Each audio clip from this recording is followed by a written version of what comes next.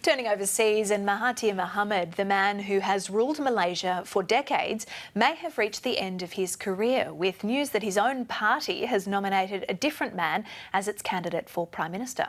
Southeast Asia correspondent Anne Barker reports.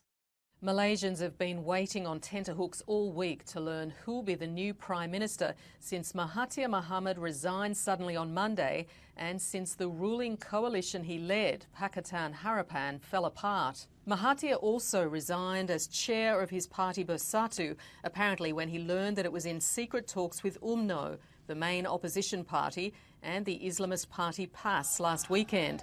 Though he returned to Bersatu a few days ago, both UMNO and PAS were ousted from power 2 years ago in a landslide result when Malaysians rejected the government of Najib Razak, which was mired in allegations of corruption.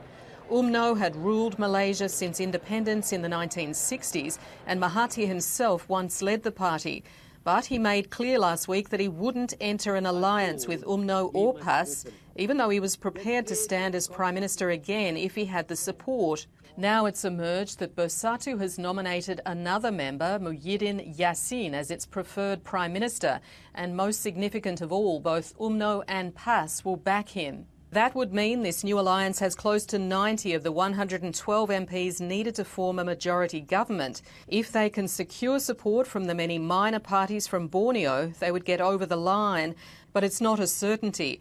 Anwar Ibrahim, the man who was on a promise to take over power from Mahathir later this year, believes he too has the support of 3 key parties. But either side will need the minority parties on board.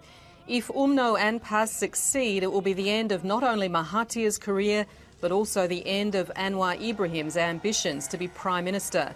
And it will anger many Malaysians who were so desperate to get rid of the corruption-tainted government 2 years ago.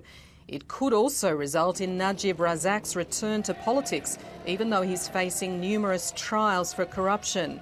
Expect furious horse trading between all parties this weekend and a possible announcement from Malaysia's king, who's meeting party leaders to see who they support.